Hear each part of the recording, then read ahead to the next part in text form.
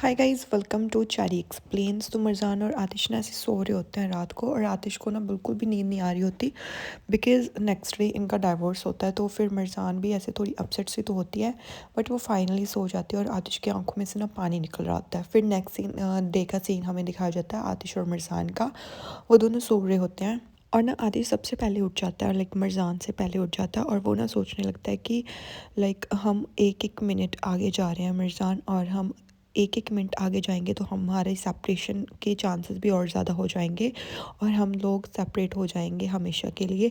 और I wish कि मैं ये चीज़ रोक पाता, ये टाइम में रोक पाता। यही चीज़ है जो मेरे हाथ में नहीं है। तभी मरजान भी उठ जाती है और वो ना आतिश की तरफ ऐसे देखने लगती है। तो जैसे आतिश की तरफ देखते तो आतिश भी देखने लगता है, तो वो बोलती है गुड मॉर्निंग। उसके बाद ना वो उसकी तरफ देखकर सोचती है कि ये लास्ट टाइम है जब हम एक दूसरे को ऐसे मॉर्निंग में देख रहे हैं। इसके बाद हम कभी भी एक दूसरे को ऐसे नहीं देख पाएंगे। मैं तुम्हारे बिना जीना कैसे मैनेज कर पाऊंगी। फिर उसके बाद ना मरजान जल्दी से उठ जाती है और उठकर बैठ जाती है। तो वो बोलती है कि आज बहुत बड़ा दिन है, क्या तुम रेडी हो? तो आतिश को ना ऐसे बुरा लगता है कि लाइक ये क्या बोल रही है। वो बोलता है कि क्या हुआ, तुम इतनी ज़्यादा मतलब एक्साइटेड हो गया डाइवोर्स के लिए? तो मरजान बोलती है कि लाइक सीरियसली। वो बोलता है कि मतलब तुम इतनी ज़्यादा एक्साइटेड हो गई? वो बोलती है कि नहीं, मेरा मतलब ये नहीं था, तुम गलत समझ रहे हो कि मैंने ये कहना चाहा। तो आतिश उसकी तरफ ऐसे देखता है।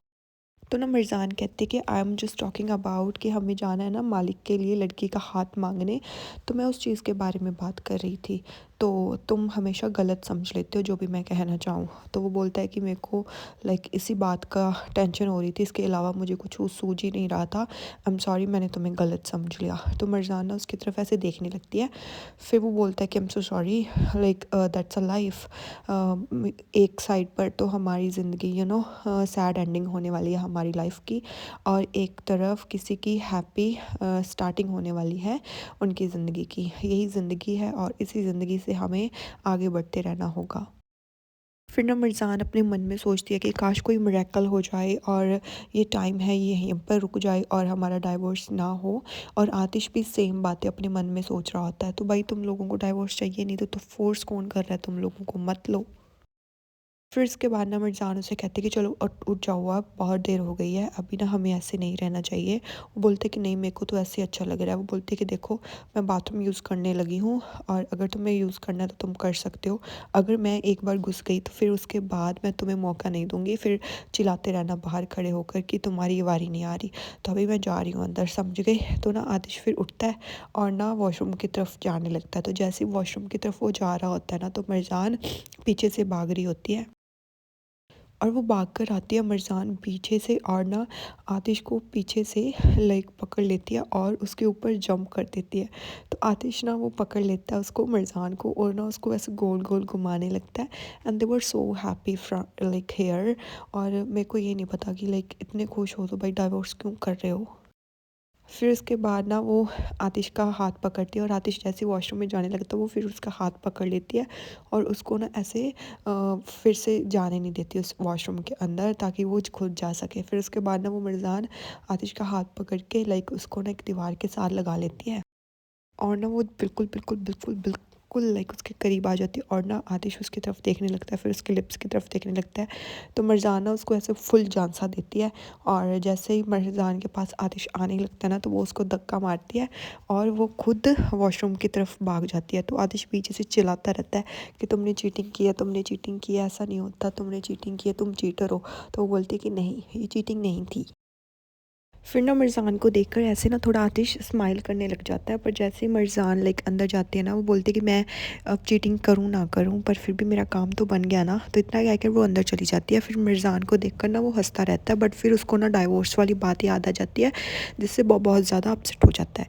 फिर सीन शिफ्ट होता है असली पर। असली ना जेल में बैठी होती है और तभी उसकी माँ वहाँ पर उसको मिलने के लिए आती है। तो वो बोलती है कि असली, और असली उसको देखकर ना अपनी माँ को भाग कर वहाँ पर उसकी माँ से मिलने आती है और बोलती है कि मॉम प्लीज़ कुछ कीजिए।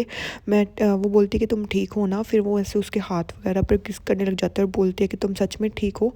वो बोलती है कि हाँ मैं ठीक हूँ, बट मुझे जल्द से जल्द यहाँ से ले चलिए। तो उसकी माँ कहती है कि कोई बात नहीं, तुम टेंशन मत लो। तो फिर ना वो उसके फेस पर देखती है और उसको ना शौक लगता है कि इसके फेस पर क्या हो गया। तो उसको फेस पर देख के उसको बोलते हैं कि असली क्या हुआ बेटा, ये तुम्हारे चेहरे पर क्या हो गया? तुम ठीक तो हो? तुम्हें कुछ ज़्यादा तो नहीं लगी? हो क्या गया है, बताओ मुझे क्या हुआ है? किसी ने कुछ किया तुम्हारे साथ, क्या हुआ? तो ना असली ऐसे ज़ोर ज़ोर से रोने लगती है। फिर वो बोलती है कि बताओ मुझे किसने ये किया तुम्हारे साथ?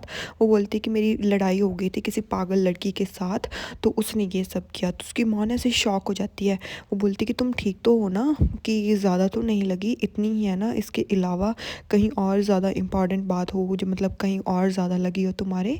तो वो बोलती कि नहीं। और वो बोलती कि तुम ठीक हो? वो बोलती कि माँ मैं यहाँ पर कैसे ठीक हो सकती हूँ? आपको मेरे हालात दिख ही रहे हैं ना, मैं यहाँ पर नहीं रह सकती। आप इसको देखो तो सही जगह को, मैं यहाँ पर कैसे रहूँ? तो उसकी माँ भी ना वहीं पर खड़ी होकर ऐसे रोने लगती है। तो वो उसकी हाथ ऐसे पकड़ लेती है। फिर बोलती है कि मैं यहाँ पर क्या करूँ माँ? मैं यहाँ से कैसे निकलूँ? मुझे यहाँ पर ना ऐसे रख रखा है इन लोगों ने, तो अब मुझे यहाँ से जाना है। अब आप ही मेरी माँ हो, आप ही मुझे यहाँ से निकाल सकते हो। आप ही को कुछ करना होगा। प्लीज़ मुझे यहाँ से बाहर निकालो। फिर वो बोलती है कि ओ असली अब मैं क्या करूँ तुम्हारा? अब मैं कुछ ना कुछ करती हूँ। और मैंने तुम्हें कितनी बार बताया था कि ये सब मत करो, पर तुमने मेरी कोई भी बात नहीं सुनी। फिर ना वो बोलती है कि लाइक अभी देखो तुम्हें खुद ही अपने पैरों पर कुल्हाड़ी मार ली, तुमने सब कुछ खुद पे खुद ही कर लिया। ये सब करने से पहले तुम्हें सोचना चाहिए था ना कि तुम क्या कर रही हो क्या नहीं, और गुस्से में तुमने क्या कुछ कर दिया। तो असली को ना ये सुन के ऐसे गुस्सा आ जाता, बोलती है कि मॉम आपको लगता है कि मैं अभी इस मूड में हूँ कि मैं आपकी एडवाइस सुन सकूँ? मैं आपकी एडवाइस नहीं सुनना चाहती, मैं यहाँ से बाहर जाना चाहती हूँ। और आतिश ने अगर वो वीडियो इन लोगों को दे दी ना तो मैं सच में यहाँ पर फिनिश हो जाऊँगी, यहीं पर रह जाऊँगी मैं। आपको अब कुछ ना कुछ करना ही होगा। प्लीज़ कुछ ना कुछ ज़रूर कीजिए, मुझे यहाँ से बाहर निकाल लीजिए। तो उसकी माँ ना उसका हाथ पकड़ लेती है और बोलती कि तुम इस चीज़ की टेंशन मत लो, मैं तुम्हें यहाँ से कैसे न कैसे बाहर निकाल ही लूँगी। वो बोलती कि प्लीज़ नहीं तो मैं यहीं पर मर जाऊँगी, यहाँ पर नहीं रुक सकती मैं, और प्लीज़ मुझे यहाँ से निकालो। उसकी माँ बोलती कि मैंने तुम्हें कहा ना कि मैं यहाँ से कुछ ना कुछ करके जल्दी तुम्हें बाहर निकाल लूँगी, कुछ ना कुछ मैं ज़रूर करूँगी, और तुम्हें मैं यहाँ पर ज़्यादा देर तक नहीं रहने दूँगी। तो उसकी माँ को देखकर ना असली फिर ऐसे ज़ोर ज़ोर से ऐसे रोने लग जाती है। वो बोलती कि पर प्लीज़ असली अपना ध्यान रखना और किसी के साथ अब लड़ाई झगड़ा मत करना, और उस पागल औरत से दूर ही रहना। समझ में आई तुम्हें मेरी बात? तो इसलिए उसकी तरफ ऐसे देखने लगती है और रोने लगती है। फिर वो बोलती है कि मैं अपनी पूरी कोशिश करूँगी और मैं जितना ज़ोर लगा सकती हूँ उतना ज़ोर लगाऊँगी, और मैं तुम्हें यहाँ से बाहर निकाल कर ही रहूँगी। समझ में आई? तो असली बोलती है कि हाँ कोई बात नहीं। इतना कहकर ना वो वहाँ से जाने लगती है और बोलती है कि बस अपना ध्यान रखना असली, मैं यहाँ पर फिर से तुमसे मिलने आऊँगी और तुम्हें बाहर निकालने की पूरी कोशिश करूँगी, और मैं तुम्हारे फ्रेश क्लोथ्स भी लेकर आई हूँ, कपड़े, वो पहन लेना ठीक है? इसके अलावा अपना ध्यान रखना। इतना क्या करना, वो वहाँ से चली जाती है। पर जैसे वो वहाँ से जाती है ना तो असली वहाँ पर खड़ी ऐसे ज़ोर ज़ोर से रोने लग जाती है। फिर उसके बाद हम देखते हैं आतिश और लाइक मरजान रेडी होकर ब्रेकफास्ट के लिए आते हैं। तो आतिश ना बाहर ब्रेकफास्ट उसका रेडी कर लेता है और बाहर वो कॉफ़ी वगैरह रेडी कर रहा होता है। तो जैसे ही मरजान वहाँ पर आती है ना तो वो मरजान को देखकर ऐसे शॉक हो जाता है, बिकॉज़ मरजान बहुत ज़्यादा सुंदर लग रही होती है। एंड जैसे ही वो देखता है कि मरजान आ गई तो वो मरजान के पास जाता है एंड उसके पास सामने जाकर खड़ा हो जाता है। तो वो मरजान के पास जाकर बोलता है कि you look very beautiful today. तो मरजान कहते हैं कि शायद मैं सिसक और मलिक की शादी के लिए बहुत ज़्यादा एक्साइटेड थी, तो इसीलिए मैं पहले ही तैयार हो गई।